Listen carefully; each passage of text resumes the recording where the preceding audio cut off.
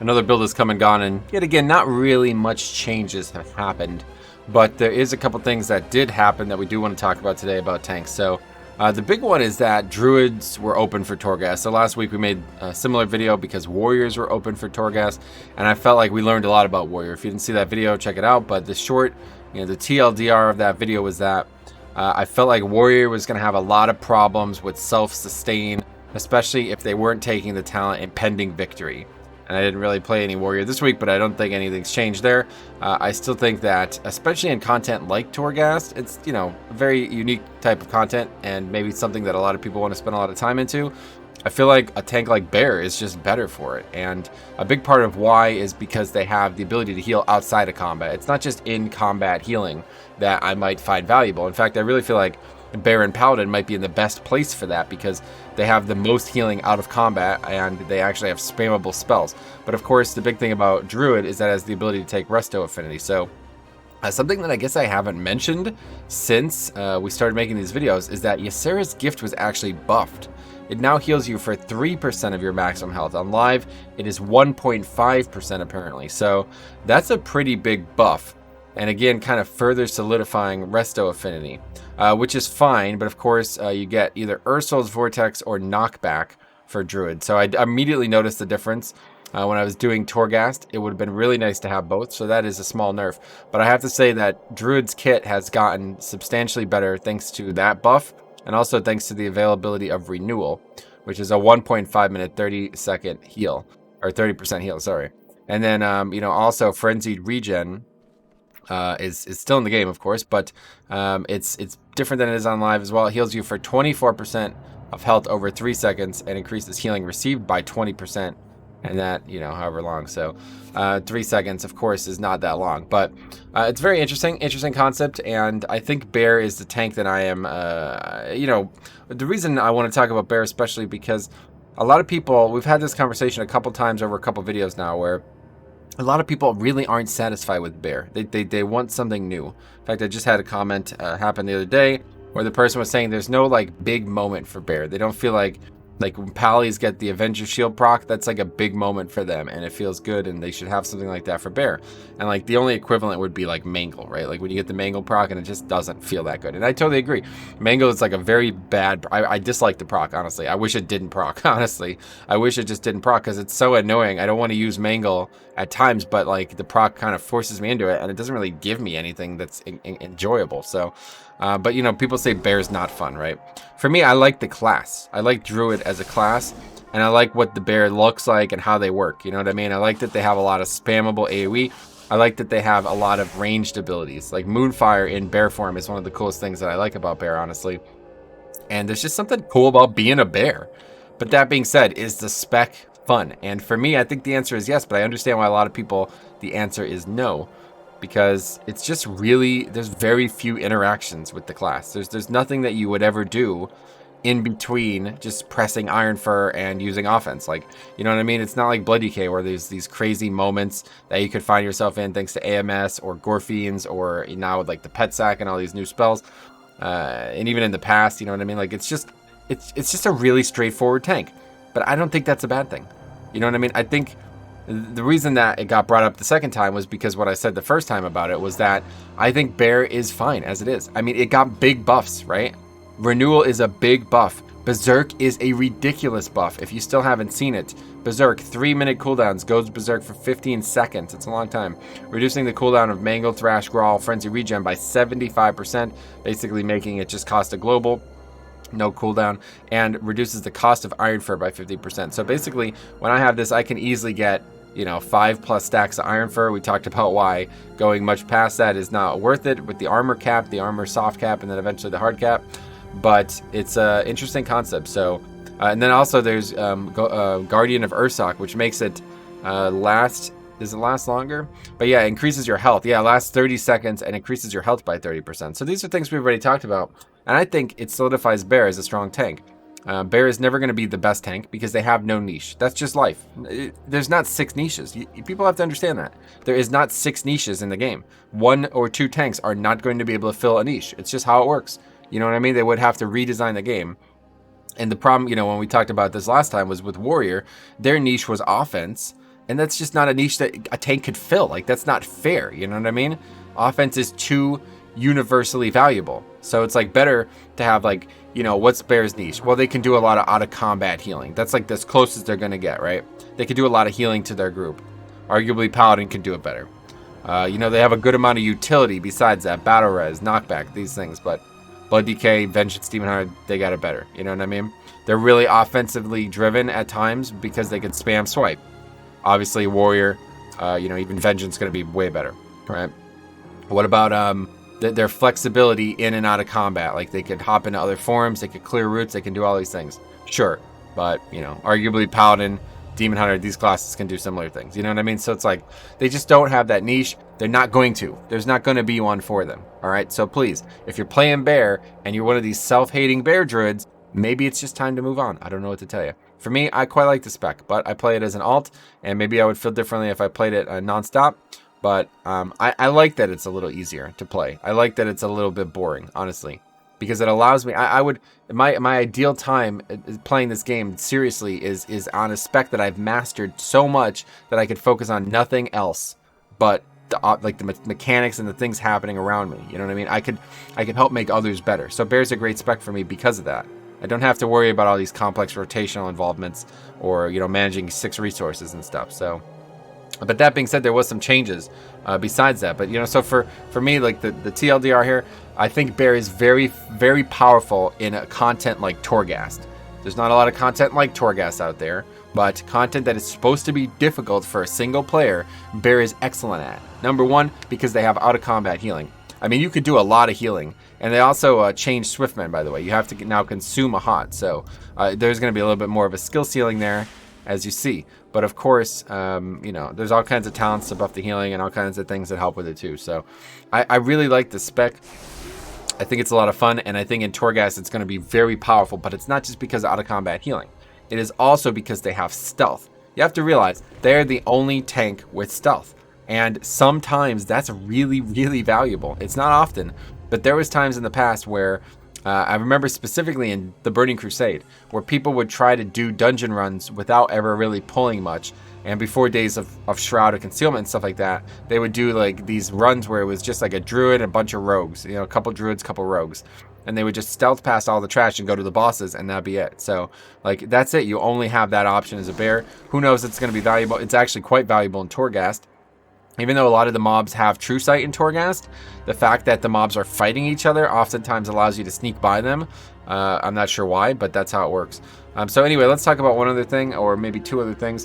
One thing that was noted on Wowhead, which doesn't actually seem to be true, is this change here. You're going to see it. Where'd it go? Yeah, here we go. Brambles. Okay, so let me make this bigger. Brambles, while Barkskin is active, the Brambles also deal blah blah blah damage every 5 seconds. So it says 5 seconds on a Wowhead. Then you come in games. Let's go back to game here. Then you come in game, and it says something even different, even more different. It says every 5.2 seconds. So that's even higher than it was data mine on Wowhead. But that's not how it works. That's just, it doesn't do that. I don't know why it says it, but that's not what it does. In fact, you can see it here. I mean, this is Brambles used once, and it obviously is hitting more. Like, the ability only lasts for how long? I don't even know. It lasts for 12 seconds. So if it only did it every 5.2 seconds, it would only hit twice total on the spell. That's not how it works. I'm going to show you that now, just to get this out of the way. But as you will see, Brambles is hitting considerably more often than, you know what I mean? It actually looks like it's hitting more than every once a second. So I'm not really sure what's going on. The weirder thing that maybe I'm misunderstanding is sometimes it's doing 50 damage and sometimes it's doing 21. What do you guys think about that? Like, am I missing something? What's going on? But either way, I guess one's the passive. That might be it, huh? One's the passive. I'm not actually sure. But either way, from what I've seen and what I saw in the logs, it is certainly hitting more than once every 5 seconds. And very possible I'm missing something. But if that nerf is supposed to work the way it says, then it is definitely a huge nerf. Like, let's talk about the realistic, the situation that that's supposed to work that way, okay? That it is only supposed to work every 5.2 seconds. If that is the case, then I'm not really sure what to say about it, because there's like no reason to nerf that spell. It is not that ridiculous, you know what I mean? But I don't think that the other talents are like, you know what I mean? Like what they might be trying to do is like balance the talent row, like that Brambles is far too strong and nobody's taking the other talent row. That's not happening, right? People are already taking Blood Frenzy on live, right? I'm pretty sure that this is a very sought after talent. So I'm a bit confused. And I think maybe, you know, Blood Frenzy was maybe stronger in the old days when you had the double thrash and stuff like that. But I like Brambles a lot because it's a nice little way to get some extra damage out, but more so, you know, makes Barkskin even better, right? So it's a talent, or it's a spell that is buffed by a couple things like Survival of the Fittest and in BFA, some other things as well. But I quite like the spell. I feel like it's very iconic. You know, you could even see it. This here, it's pulsing every 1 second as well, it seems like. So I'm not really sure. But either way, it's a cool spell. And I like this talent, but I don't think it's that strong, honestly. Like, maybe even this is good too, I don't know.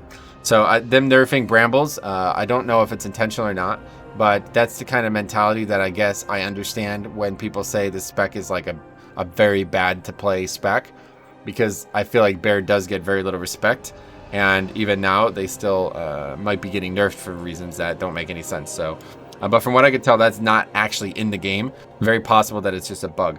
There was also another thing some other things that we want to talk about. We'll just talk about those real quick as well. Other tanks as well. The main thing is you're going to see data mined Demon Hunter abilities reworked.